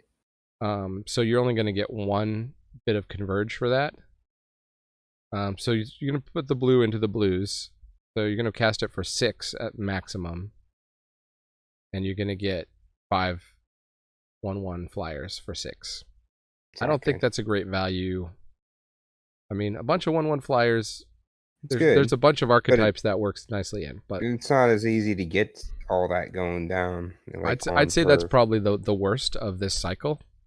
Prismatic Ending gets really good in this 5-color, and it's not quite as good, although it's definitely playable in 2 or 3-color. Radiant Epicure is just like a drain effect, but it is a 5/5. Kaleidoscorch is really good, I think, because you're gonna use it to hit for 2, and then on the flashback you can use it to hit for up to 5. And as I said, I think you will with the mana fixing. We'll talk about the mana bases in a moment, but the mana fixing is good in this set. You'll be able to hit 3, 4, 5 colors pretty good if you focus on that in your draft. Yeah, if you're a 5-color deck, I would imagine at some point there's a cycle of tapped artifact lands that give you 2 different colors at common. So you see plenty of those in the draft, in my experience. And then Glinting Creeper enters with 2 +1/+1 counters for each color of mana spent to cast it. So that can just be ridiculously large. Also plays with the +1/+1 counter synergies. Just real quickly, I kind of want to talk about super archetypes, just aggro versus control. Aggro is super supported. I think red, white, and maybe to a lesser extent blue are your aggro colors, but you can definitely build aggro with green or black also. It's a powerful format. It's a really viable strategy in draft to just take a bunch of the low drops and the stuff that can sneak in damage and try to hit for aggro. Control, neither of us are like the best control players, but you have a lot of, you could see on aggro I chose a bunch of commons and uncommons, mostly commons. That's what you're going to be building your aggro decks out of a lot of times. I mean, there's good aggro cards at rare, but with control, there's a lot of good stuff at rare and mythic. Out of Time is a board wipe, kind of. Depending on how many creatures you get down, it can kind of just freeze out your opponents long enough for you to win. You got cards like Greed is getting printed into this set, which is going to let you cash in life to draw cards. Is pretty good. This card, Damn, is fantastic. It's a single creature removal, or it's Wrath of God. Damn. Turok Dread Canter is fantastic, which is it's a 2/1, but in the control shell you're gonna pay the kicker and then it Hymn to Turoks, so it makes your opponent discard 2 cards at random. Hymn to Turok, traditionally quite a busted card. Who said they didn't print anything good in Fallen Empires? Nevin Earl's Disc is getting printed into this set. Counterspell is getting printed into Modern in this set. Counterspell was not in Modern before. Lose Focus is also a really good counterspell at common, because it's like a mana leak that you can replicate, so it kind of scales with the game. You got card draw stuff with Lucid Dreams, Mental Journey, and then there's this crazy board wipe that they're putting into Modern here called Upheaval, which is 6 mana, return all permanents to their owner's hand. So the play pattern with that is you don't play it on turn 6 with 6 mana. You play it like, you know, you're a control player. You've like made the game go crazy long. You got 10 mana. You hold back a 4-drop creature, finisher, whatever. Play your, you know, float all your mana, play your Upheaval, and then drop your finisher, and you're ahead of the curve, and you're gonna close out the game that way. All right, the fun part, hidden archetypes. I do believe there is a coin flip deck in this draft format. At rare, you got Chance Encounter and Usuri Fortune's Flame. Just in my single draft experience, Chance Encounter goes around pretty late. And I bet Usuri will a lot of times if you're not drafting with commander players that want to build that deck. And then you got one uncommon and one common that I think both wheel pretty regularly. So you could actually build this deck and win by flipping coins. I really believe it's possible. Go for it. That deck gets just run over in this format. I mean, if you want to have fun, if you drafted this a million times, first of all, congratulations, you got a lot of money, because this is an expensive set. It's like double the cost of a regular set. But yeah, I think it'd be fun. I do think you can actually, if you just say I'm gonna like force it, you probably could. Enchantress, there's tons of cards that play with enchantment stuff. You got Sithis, which is going to draw you every time you cast enchantment. Also Enchantress's Presence, and draw you every time you cast enchantment. Sterling Grove, which gives enchantments Shroud. There's enchantment creatures like Sanctum Weaver that tap for mana equal to the number of enchantments you have. Moderation is also an enchantment that's going to like get you value drawing cards. There's Nettle Cyst, which we talked about more on the artifact side, but it's going to also plus up for enchantments. Skyblade's Boon is an enchantment that you can recur from the graveyard. Soul Snare is enchantment-based removal. This Nykthos Paragon is enchantment creature, and I actually played with Nykthos Paragon, and I was pretty meh about it because it's a 6 mana 4/6. Well, first of all, I had it in a Reanimator shell, so I wasn't necessarily always planning on paying 6 for it, but it's really good, and there's a decent amount of gain life in the set too. And Velas Manichord, Storm God's Oracle. You're in red and blue in the Enchantress, enchantment creatures. There's also looks to be kind of a Cascade deck here. Your only Cascade creatures are Shardless Agent, Bloodbraid Marauder, and Aethersworn Sphinx. And you can use these Brainstones to like stack the top of your library to make sure you hit something good off the Cascades. And then the other thing Cascade can do is there's a cycle of these Suspend cards. Some of them will be higher picks for value or for decks, but a lot of them won't be. So, to me, Cascade, even though you see more cards here, I feel like it's a little bit less supported of an archetype. But I guess it's just storm off all right, Cascade? It's more value. Okay. You know, so a 2/2 for 3 is below rate, the Shardless Agent, but that's considered a very powerful card traditionally, because you can do broken things like if your deck has Inevitable Betrayal, and you can make sure with Brainstone or other kind of things that manipulate the top of your library that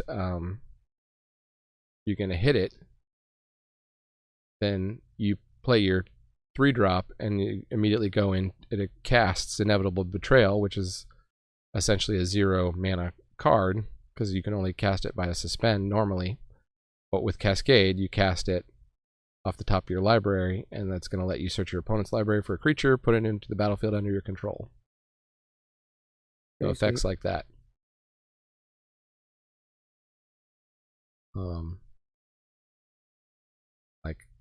Yeah, the soul talisman is not good, really, unless you can drop it on turn 1.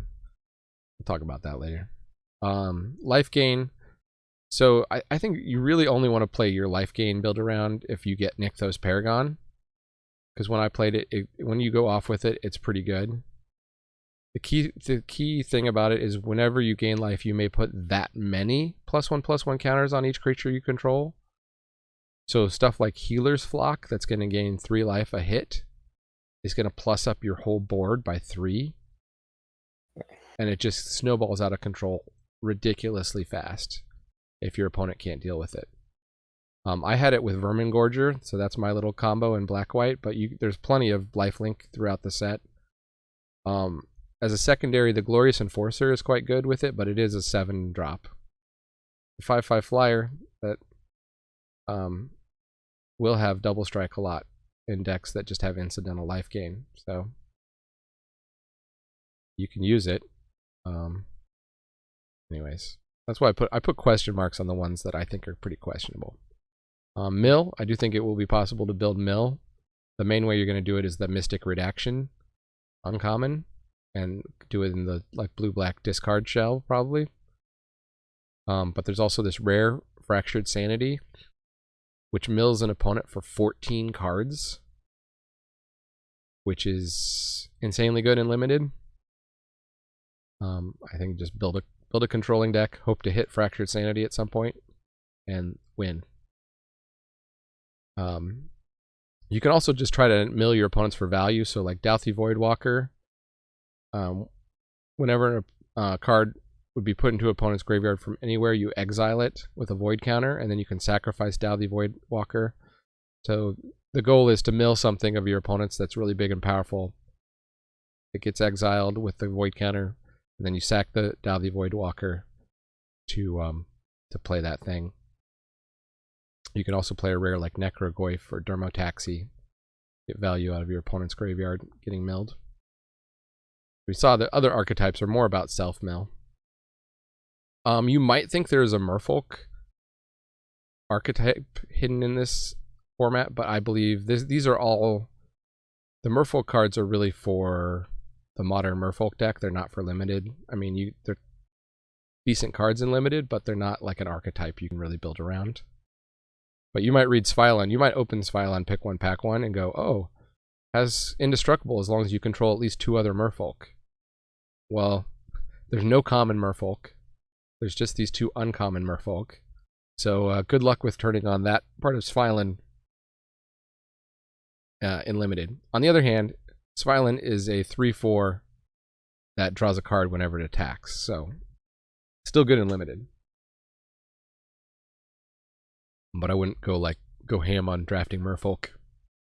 You get it.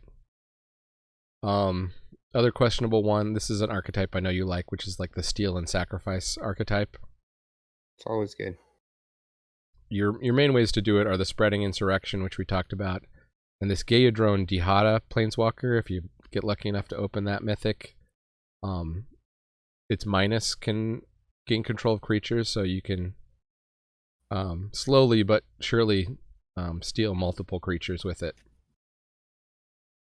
But the main way is going to be Spreading Insurrection, and then you'll want, I think the best sacrifice outlet is this Goblin Bombardment, which is a free sacrifice outlet. So if you manage to Insurrection Storm off, grab a bunch of stuff, you probably don't have any mana left. You're going to want that free Goblin Bombardment outlet. I think it's questionable. You might just have it as a little side combo in a deck somehow, but... Well, there's more sack stuff than... There's more sack stuff, but 5 mana for Spreading Insurrection to begin with, just to steal 1 creature. Mm-hmm. So, you're gonna have to have 6 or 7 mana for a lot of the other sacrifice outlets cost more mana. Right. All right, let's talk about removal. White has the Javelineer, which we talked about. Can hit attacking or blocking creatures. Similarly with Lens Flare, hits attacking or blocking creatures. Lens Flare is way better. the main thing I want to focus on here is white has these 3 effects that exile. And I would say don't underrate, having played this format just a little bit and watched a little bit of this format being played, I would say don't underrate it. There's so many cards that get value from being in the graveyard, or like the modular creatures that get value from dying, that the exile effects are quite good. So even though Piercing Rays is kind of a bad card, 2 mana to exile at sorcery speed a tap creature, I do think you got to keep that in mind. You've also got there's so many artifacts running around, so things like Break Ties or Seal of Cleansing that have artifact and enchantment removal are really good, and then Break Ties also has Graveyard Hate, and so does Landscaper Kolos. And as we saw from the archetypes, those are actually pretty good. I think all that stuff is main deckable. I'm going to proceed with the opinion that it's main deckable for now. Blue's removal is really the only piece of kind of hard removal, as you would call it, is So Shiny, which is the like standard freeze spell with a little bit of a token payoff. Should be pretty easy to enable. Other stuff is just like bounce or tap things. But you can see there's a nice distribution. I'm only showing the common and uncommon removals here. Stuff you'll see frequently. Black, as usual, has the most removal. You've got Bone Shards, which is excellent. Bone Shredder, which has some good combos. Not being able to hit artifacts, when I played Bone Shredder, and not being able to hit artifacts was pretty huge. There's some decks that you're just going to only see artifact creatures. So that is a minus on the Bone Shredder side. Play Essence is an exile effect. The little gain life stapled onto it, because why not? Loathsome Curator. It's small creatures, plus leaves a big body. Archfiend of Sorrows is like a board wipe. A one-sided small board wipe. Sudden Edict. I don't like this card.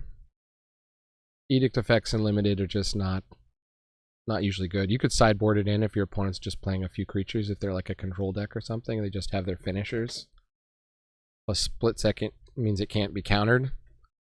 That's, I think, the use of it.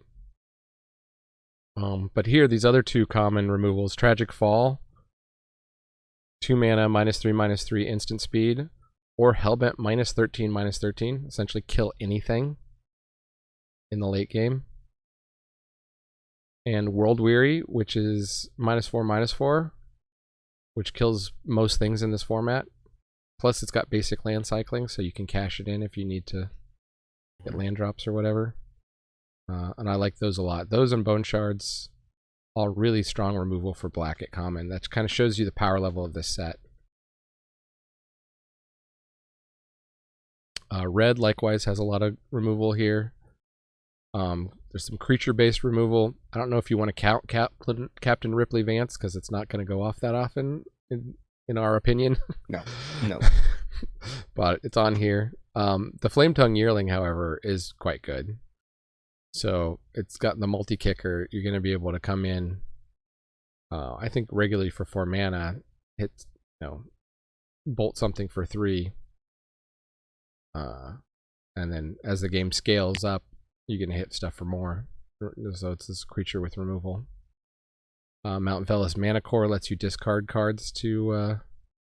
I'm going to say in the right deck, you're going to be shocking stuff. So you're going to have like a lot of those cards we talked about for the Delirium deck. So you'll be able to regularly hit stuff for 1 or 2 with the Mount Velis Manticore. Slag Strider, just being able to cash in your artifacts to deal 1 damage.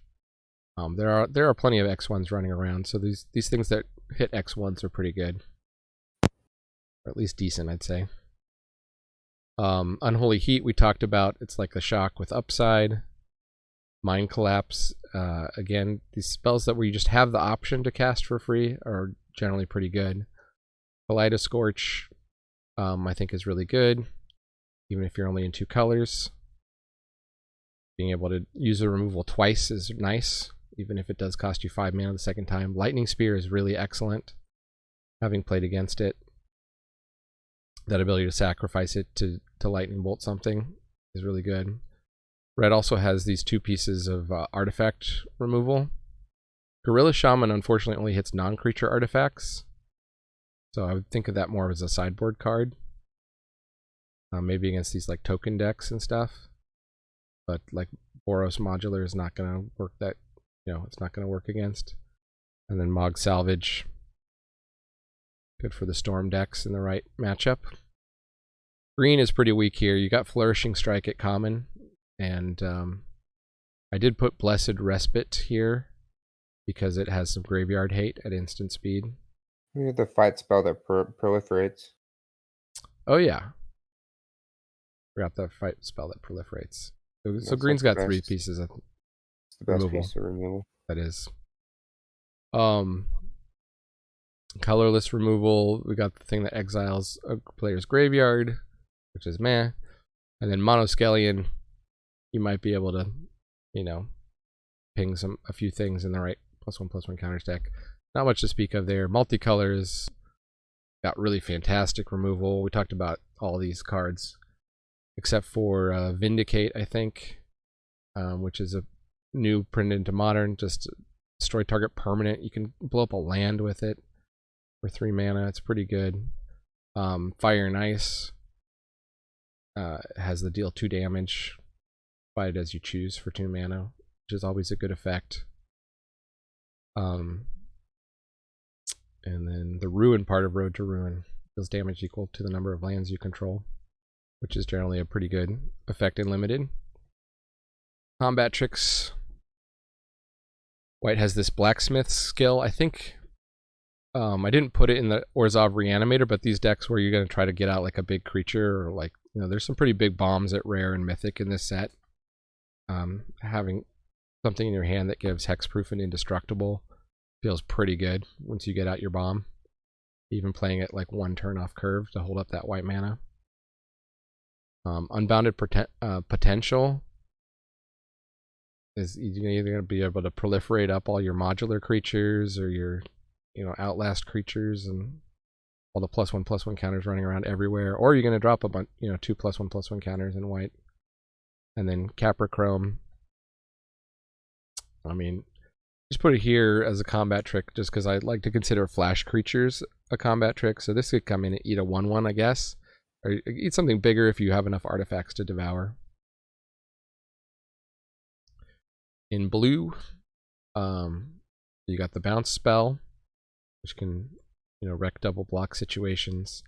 You got the Ethereum Spinner, which if you can cast an instant for 4 or more mana, you can make Thopter. It's kind of a combat trick. They could put down a blocker when you don't expect it. That guy's out. Ghostlit Drifter lets you channel to give stuff flying, which can be a combat trick and make for weird blocks. And the instant side of Dun just taps down creatures, so it can prevent you from making the attack to begin with. Black, I just put Tragic Fall. I didn't see anything else that's like instant speed that's going to mess with combat. But that -3/-3 can definitely mess up combat. You want to be aware if your opponent has the mana open and the cards in hand. Red, Mind Collapse, you got to remember if you're blocking that they could play Mind Collapse for free even if they're tapped out. It's crazy hard to play around. And then Unholy Heat we talked about. Instant speed, deal potentially 6 in the late game. Pretty hard to play around. Green, these reinforced creatures is one that you really gotta worry about. So it's like a creature that's a combat trick. There's one more I didn't put on here that I realized as we were going through the Selesnya thing, but there's one more uncommon. Also put Blessed Respite because fog effects. They generally go around late. It is at uncommon, but you could probably build kind of like a fog deck. Really wreck all these aggro things. Alright, getting close to the end here. Let's talk about the mana bases. We've got the fetch lands, the 5 enemy color fetch lands. at rare. We got this Power Depot, which is going to let you cast mana or cast artifacts of different colors. I'm kind of meh on that. But these indestructible enter the battlefield tapped artifact lands are great because there's a lot of artifact synergies. You know, they count for affinity.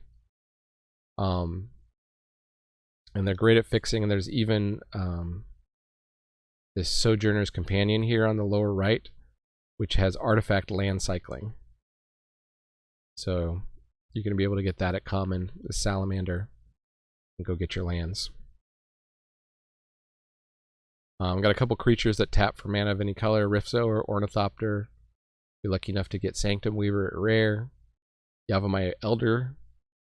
When it dies, you get to search your library for 2 basic lands and put them into your hand. So it's fixing, not ramp, but Paramorph is ramp.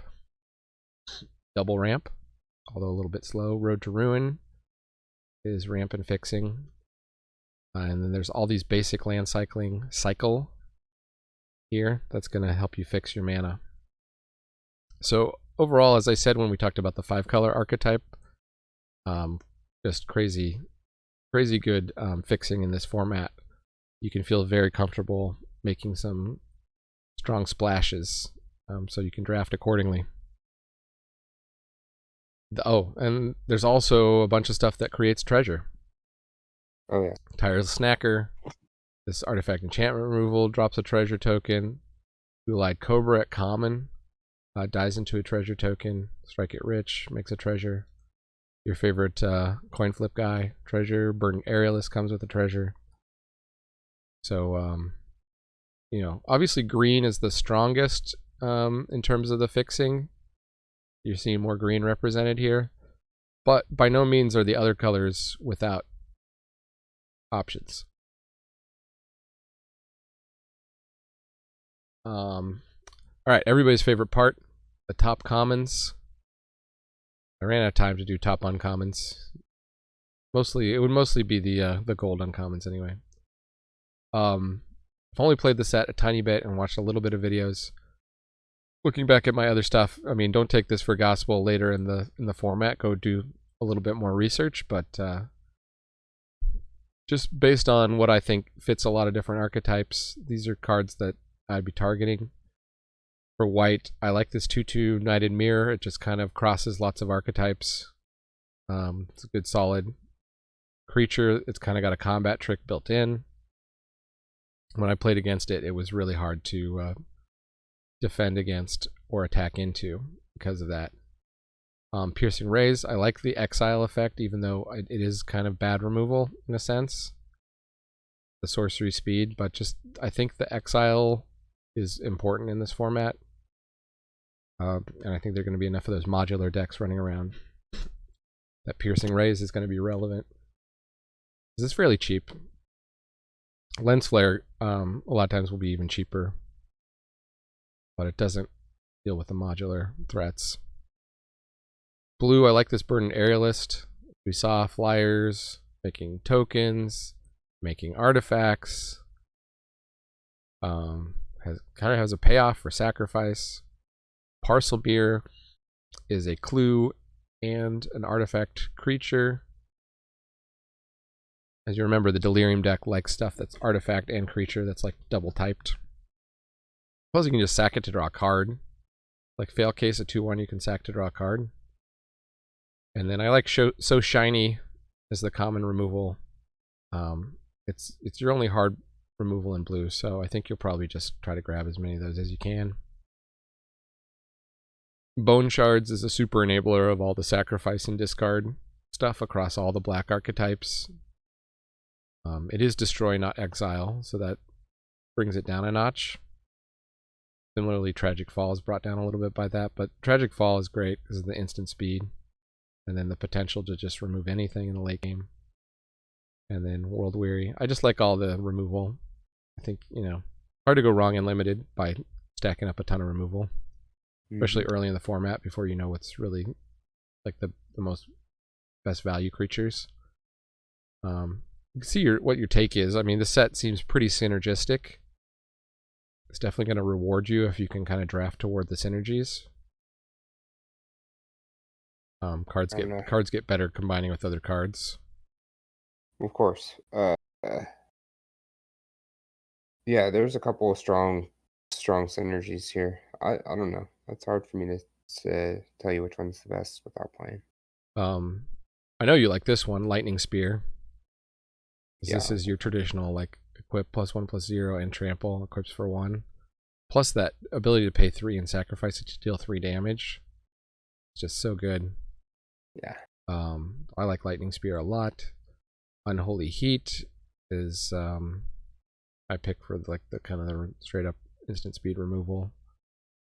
The Lightning Spear being able to kind of be the finishing blow, like over the top, is nice too. Oh yeah, plus it gives a trample, right? So you can trample in with something, and then when that dies, you just sacrifice the Lightning Spear, get those last points of damage in.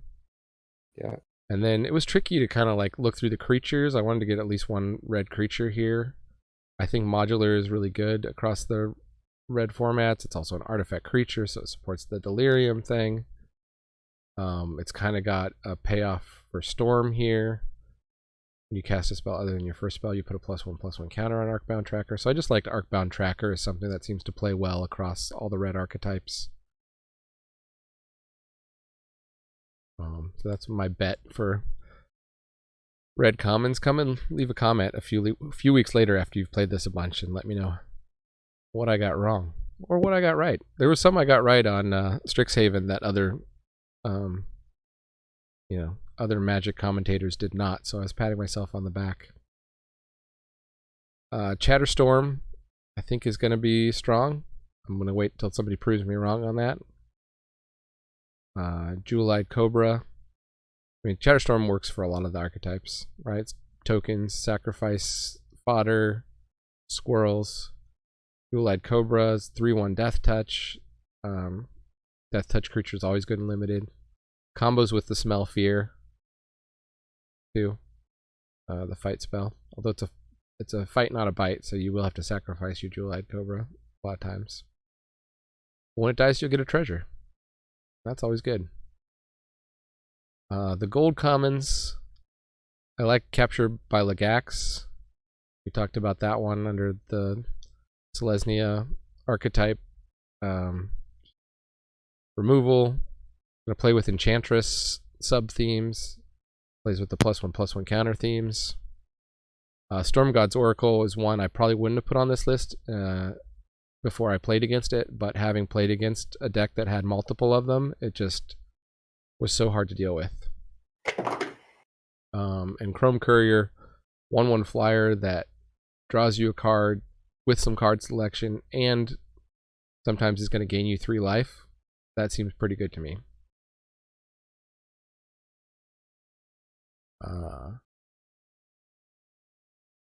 The white-green, oh, I guess that's an uncommon. The white-green uncommon I was going to say is really good, but uncommon, not common. I love Ornithopter of Paradise.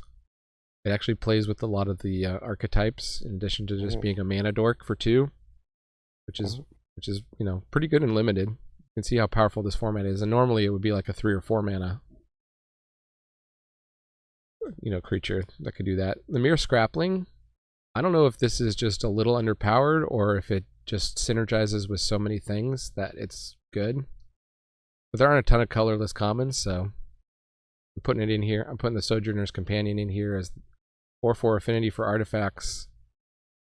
Plus it's got the land cycling. You're going to be able to play that in those artifact decks pretty nicely. And finally, here are my picks for traps / constructed plants. Rishadan Dockhand is not a bad card. A 1/2 island walk that can also tap down a land on your opponent's upkeep. It's like a pretty darn good 1-drop. But to me, it's more for constructed. I think it's just in limited, it just gets a little outclassed by a lot of the decks. Calibrated Blast, I'm not really sure what this card is for. Maybe there are more ways to stack the top of your library and hit really hard with it. But, I don't know. At a rare, Seemed like those were going around in the draft I was in. Soul Talisman. I mean, I think people will probably high pick this because they see it's like a soul ring, but it's a spend 3. The thing that makes Soul Ring so broken is that it's coming down, you know, on turn 1, and you can tap it immediately for 2 mana. And this seems to just sort of not be good.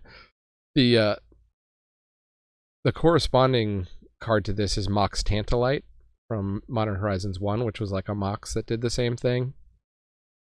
And it too was not good in Limited, nor was it good in Constructed necessarily. Fringe decks.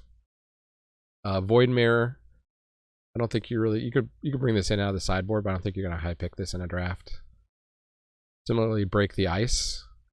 There aren't really that many lands that tap for colorless in the set. This was printed mostly to hate on a deck called Tron, which is a deck that uses the Urza lands. You know, Urza's Tower, Urza's Mine, which is a popular Modern deck. And they felt like they needed to put some hate into the format because they were giving it some more tools. And that is Modern Horizons 2. What are your impressions? Oh, it looks fun. Too bad it's not an arena. Yeah. But it was fun. I played it on Magic Online. I'm not good at Magic Online, and I still had fun. I managed to win a couple games, despite, you know, fighting the clock every time. Yeah, it's just and not remembering or understanding where to click sometimes. That power level's high enough that maybe the games will end fast on arena, but it's could be some grindy decks in here. There's some grindy decks in there. I mean, there's also some crazy fast aggro decks. One of my favorite things to do in Modern Horizons 1 was to just draft the aggro low to the ground. They had a lot of changeling synergies and stuff, and things that pump all your creatures. And the draft that I won with a deck like that.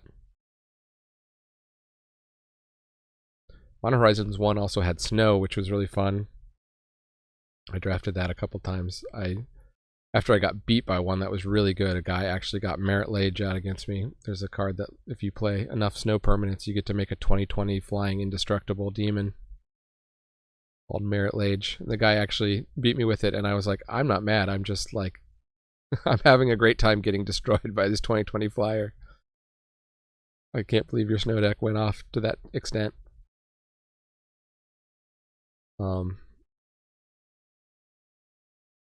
So I had a ton of fun in Modern Horizons. It was really fun to draft. The cards have maintained a lot of value because it is a higher power level set. So I kind of expect the same with this one. Yeah, definitely. They're also like, that was a fun format too because it was so deep and rich and the meta shifted and like people kind of discovered these weird like hidden control decks that you could play in it. And you could like do this weird thing where you storm off and gain a bunch of life, and there's probably a lot of like weird wedge, like multicolored decks out of this format. Definitely.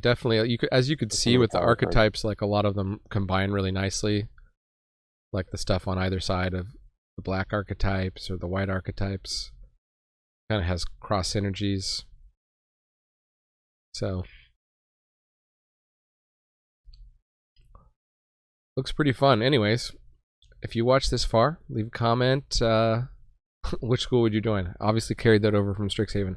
Didn't proof this, guys. It's late at night. I'm getting it out for you. We got my brother, after a long, hard day of working here, sitting, listening to my speeches. I'm fading in and out myself. I have been. You know, well, I had to wait 5 minutes for you to eat your ice cream cone before we could record. So. It's delicious. Right now. Before bed. Yeah. Anyways, consider following us on Twitch. Maybe you'll see us play in this format or some other limited content.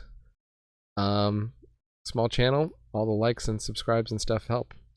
I am gonna actually.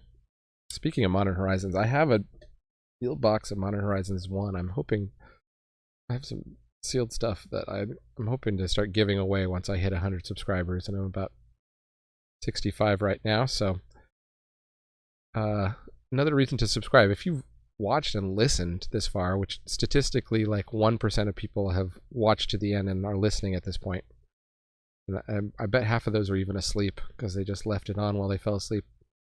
Well, first of all, thank you, and second of all, consider subscribing so that I can give you some free Modern Horizons or Commander Legends or whatever cards from my bookshelf here in the attic, a little card store of sets I've been saving up to draft with my brother when he comes to visit. So that'll do it. I think it's time to sign off, brother. All right. Laters. Before we hit 2 hours, remember, Magic is a game so fun, even dads like Mana Dad and Brobi 1 Kenobi can enjoy it. Adios. Later.